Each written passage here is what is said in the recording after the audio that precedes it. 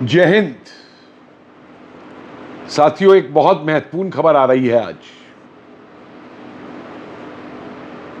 तो बहुत बड़ा दुर्भाग्य है हमारा कि आज भी भारत के अंदर पाकिस्तान के एजेंट बैठे हुए हैं। छोटे मोटे नहीं, बड़े बड़े ओहदों पे तकरीबन 100 लोगों ने एक खुला पत्र लिखा है मोदी जी के नाम और पाकिस्तान के प्राइम मिनिस्टर शहबाज शरीफ के नाम कि भारत और पाकिस्तान के रिश्ते सामान्य फौरन होने चाहिए, बातचीत होनी चाहिए, व्यापार शुरू होना चाहिए, सांस्कृतिक लेन देन शुरू होना चाहिए, क्रिकेट मैच होने चाहिए, पानी भी उनको दिया जाना चाहिए। और कई नाम है भारत के इसमें। वो रॉ वाला पुराना चीफ मणिशंकर अय्यर, मत भूलिए ये वो मणिशंकर अय्यर है जो पाकिस्तान में भारत की एम्बेसी में भी रहा है और वहां पे इसको पाकिस्तान में सिर्फ वहां की जफ्फियां, कबाब, बिरयानी, कोरमा ये दिखाई दिए थे। इसको ये नहीं दिखाई दिया था कि वहां पे भारत के खिलाफ क्या नफरत उगली जाती है या आईएसआई क्या कर रहा है। ये वो मणिशंकर अय्यर। मुझे हैरानी होती है जब ये कहते हैं बातचीत करो पाकिस्तान से। अरे भाई, कब से बातचीत नहीं हो रही? पाकिस्तान तो बना भी बातचीत करके ही। कांग्रेस ने स्वीकार किया था ना पाकिस्तान का बनना, और तब से लेके आज तक कितनी बातचीत हुई है भाई। समझौते हुए, ताशकंद हुआ, शिमला एग्रीमेंट हुआ, एक को भी पाकिस्तान ने माना? अरे जिस दिन मुंबई पे आतंकी हमला करवाया था पाकिस्तान में, उस दिन भी हमारे बड़े बड़े सरकारी अफसरों का डेलीगेशन पाकिस्तान में मौजूद था। उनके पहाड़ों के अंदर घूमने गया हुआ था। और हमें क्या मिल रहा था उस बातचीत से? आतंकी हमला बंबई के अंदर लोगों का मारा जाना और आग लगाया जाना।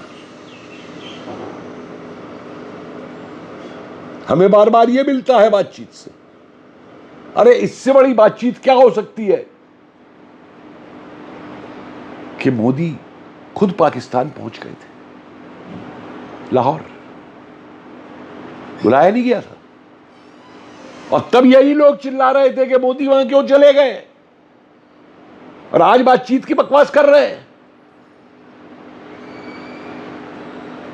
बातचीत तब नहीं हुई थी जब पठानकोट हमले के बाद में उनको बुलाया गया कि देख लो तुम्हारे लोगों ने क्या किया।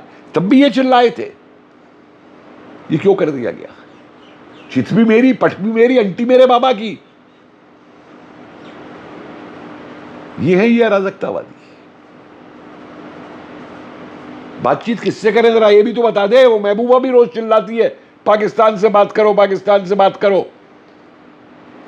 अरे महबूबा उस पाकिस्तान से बात करे जो कश्मीरियों पर ही गोली चलवा रहा है, जिसने सन 47 से आज तक पाक अधिकृत कश्मीर में कश्मीरियों के अधिकारों को मार के रखा हुआ है, उनको गुलाम बना के रखा हुआ है। तो उस पाकिस्तान से बातचीत करेगी? क्योंकि इन एजेंटों को ये लगता है, पता नहीं इनमें से कितने, मुझे लगता है शायद आईएसआई के पेरोल पे तो नहीं है, हनी ट्रैप तो नहीं है। क्योंकि जब भी पाकिस्तान की कोई दुखती नस पकड़ दी जाती है तो ये बिलबिला उठते हैं।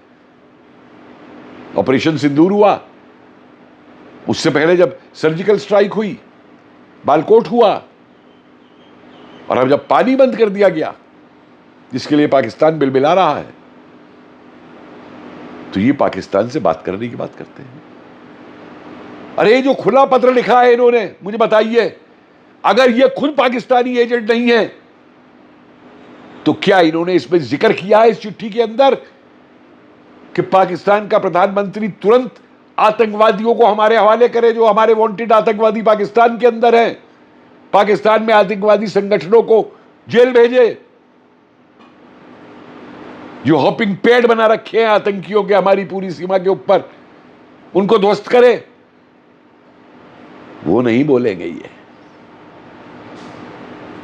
क्योंकि इन्हें तो बिरयानी और कबाब चाहिए भाई, इन्हें क्रिकेट मैच चाहिए, इन्हें गाने सुनने हैं पाकिस्तान के, इन्हें अपना बिजनेस करना है पाकिस्तान में। वो ये नहीं बोलेंगे। एक की भी हिम्मत है इनमें से जो आसिफ मुनीर को कह दे कि बंद कर आतंकवाद को? आंखों से अंधे हो गए हैं ये, इन्हें दिखाई नहीं देता कि पाकिस्तान के अंदर जो आतंकी हैं उसका पाकिस्तान की सेना और आईएसआई का क्या संबंध है आपस में? सारे सबूत मौजूद है दुनिया के सामने।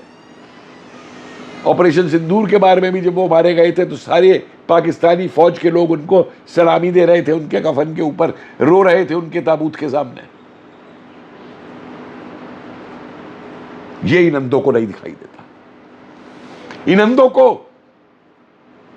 वो चित्कार नहीं सुनाई देती जो पहलगाम के अंदर लोगों का नाम पूछ पूछ करके पाकिस्तानी आतंकियों ने हिंदुओं को मारा था, इन्हें वो चित्कार नहीं सुनाई देती। क्या ये कहेंगे पाकिस्तान के प्रधानमंत्री से कि पाकिस्तान में जो हिंदू और सिखों पे ज्यादतियां हो रही हैं, जो हिंदू और सिख बच्चियों को उठा लिया जाता है, बलात्कार किया जाता है, धर्म परिवर्तन कराया जाता है, उनकी जबरदस्ती शादी करवाई जाती है, ये मुद्दा उठाएंगे ये कि बंद होना चाहिए पाकिस्तान में? इनको दिखाई नहीं देता कि पाकिस्तान आतंकी बनाने की एक फैक्ट्री है सारी दुनिया में। अभी पकड़ा गया है वो कनाडा के अंदर, जा रहा था न्यूयॉर्क, पाकिस्तानी हमला करने जा रहा था। कितने पाकिस्तानी पकड़े गए हैं दुनिया भर के अंदर? क्या ये पाकिस्तानी प्रधानमंत्री को उस खुली चिट्ठी में लिखेंगे कि जो प्रचार गजवाए हिंद का तुम्हारे यहां होता है उसे बंद करो, जो तुम्हारे कट्टर मुल्ला रोज चिल्लाते हैं उसे बंद करो? वो एक पाकिस्तानी मिनिस्टर जो एक एक पाव के एटम बम की बात करता था, वो नहीं सुनेंगे ये। रोज जो पाकिस्तान धमकियां देता है वो नहीं सुनेंगे ये। हर बात का दोष भारत के सिर मर दो। दिक्कत यह है कि आज जब भारत अपनी सुरक्षा में सक्षम होकर के खड़ा है, एक ताकत बन के खड़ा है, तो इन लुटियनों को, इन अराजकतावादियों को, इन सीआईए के एजेंट्स को परेशानी हो गई। इनके मुंह से कभी आपने ये नहीं सुना होगा कि जब वो बांग्लादेश से गजवाए हिंद और गजवाए बंगाल और गजवाए बिहार और गजवाए उत्तर प्रदेश के वो कट्टर मुल्ला चलाए थे, इन 61 साइन करने वालों से मुझे एक बता दो जिसने उस पर बयान दिया। उल्टे हमारी सेना पे सवाल उठाते हैं। ये वही लोग हैं जिन्होंने सर्जिकल स्ट्राइक पे, बालकोट पे, ऑपरेशन सिंदूर पे, सब पे सवाल उठाए, तो कहते हैं पाकिस्तान से बात कर लो। और आखिर में एक बात कहूंगा, अरे किससे बात कर लो भाई पाकिस्तान में? वहां की सेना से, आईएसआई से, वहां जो आतंकी संगठन है उनसे, जो कठपुतली सरकार है उससे, या उनसे जो इन लोगों को बिरयानी और कबाब खिलाते थे, कोरमा खिलाते थे, उनसे बात कर ले। सारी दुनिया जानती है कि पाकिस्तान एक रोग स्टेट है और उस पर विश्वास नहीं किया जा सकता। क्या उस समय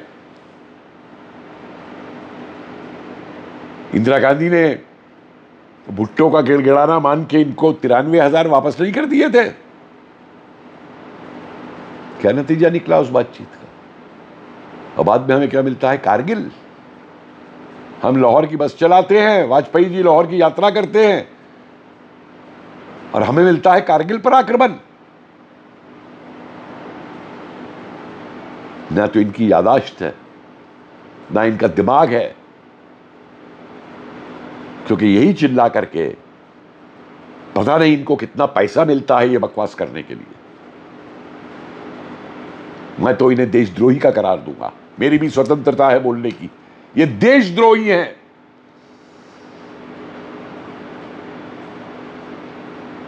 और इन गद्दारों से सावधान रहिए। हम लोग हमेशा